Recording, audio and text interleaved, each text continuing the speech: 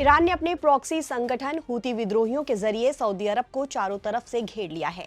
Yemen से लेकर Iraq तक ईरानी प्रॉक्सी संगठन बिना बम गिराए सऊदी को तबाह कर रहा है। एक तरफ हॉर्मुज स्ट्रेट में तनाव के चलते व्यापार लगभग ठप होने जैसी स्थिति बनी हुई है, तो दूसरी तरफ यमन के हूती विद्रोही लाल सागर में जहाजों के लिए सबसे बड़ा खतरा बनकर उभरे हैं। हालात ऐसे हैं कि कई जहाजों को वापस लौटना पड़ रहा है, जिससे सऊदी अरब का तेल इंफ्रास्ट्रक्चर बुरी तरह से प्रभावित हो रहा है, जिससे सऊदी की अर्थव्यवस्था दांव पर लग गई है। उसे अरबों डॉलर का नुकसान हो सकता है।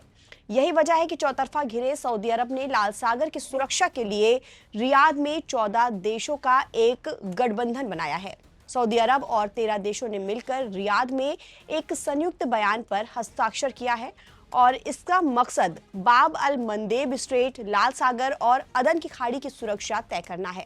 सऊदी अरब ने ये कदम उस वक्त उठाया है जब ईरान समर्थित हूती विद्रोहियों ने सऊदी अरब के खिलाफ समुद्री नाकेबंदी कर रखी है और हॉर्मुज स्ट्रेट पहले से ही बंद है। ऐसे में सऊदी ने अपने तेल निर्यात का बड़ा हिस्सा ईस्ट वेस्ट पाइपलाइन के जरिए पूर्वी तेल इलाकों से सीधे यानबू बंदरगाह तक पहुंचाना शुरू किया। यहां से उसका तेल लाल सागर से होते हुए पूरी दुनिया में जाता है। इससे हॉर्मुज पर सऊदी अरब की निर्भरता काफी कम हुई, लेकिन अब इस रणनीति पर भी संकट के बादल मंडरा रहे हैं।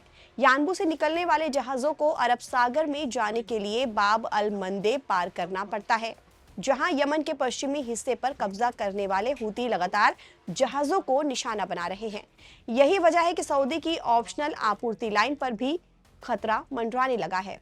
बता दें कि सऊदी अरब के इस गठबंधन में खुद सऊदी अरब, कुवैत, बहरीन, कतर, पाकिस्तान, तुर्की, मिस्र, Jordan, Yemen, Bangladesh, Nigeria, Sudan, Djibouti और सोमालिया शामिल हैं।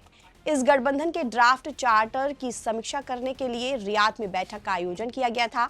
इसमें 43 देशों के सैन्य प्रमुख और प्रतिनिधियों के साथ साथ यूरोपीय संघ के एक प्रतिनिधि मंडल ने भी वीडियो लिंक के जरिए हिस्सा लिया।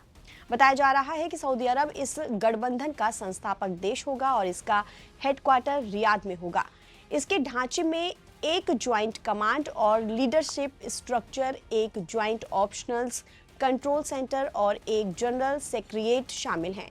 इस गठबंधन का मकसद समुद्री नेविगेशन की आज़ादी की रक्षा करना, बाब अल मंदेब से होकर गुजरने वाले अंतर्राष्ट्रीय व्यापार मार्गों और ऊर्जा शिपमेंट को सुरक्षित करना और सदस्यों के बीच इंटेलिजेंस जानकारी शेयर करने और संयुक्त सेना अभ्यास में तालमेल बिठाना होगा।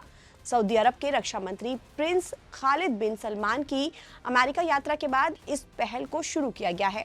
हालांकि सबसे बड़ा सवाल यही है कि क्या वाकई ये देश एक साथ आकर हूती विद्रोहियों से उलझने की हिम्मत कर पाएंगे। अतीत में भी लाल सागर की सुरक्षा के लिए कई अंतर्राष्ट्रीय प्रयास हुए, लेकिन हूती हमले पूरी तरह नहीं रुक सके। ऐसे में इस संगठन की सफलता सदस्य देशों के बीच वास्तविक सैन्य सहयोग, खुफिया तालमेल और संयुक्त कार्रवाई पर निर्भर करेगी। अगर ये गठबंधन प्रभावी साबित होता है तो लाल सागर में समुद्री व्यापार को राहत मिल सकती है, लेकिन अगर हूती हमले जारी रहते हैं तो मध्य पूर्व का ये संकट वैश्विक अर्थव्यवस्था और ऊर्जा के बाजार के लिए और भी ज्यादा गंभीर रूप ले सकता है। ताजा अपडेट के लिए आप बने रहिए नवभारत टाइम्स के साथ। नमस्कार।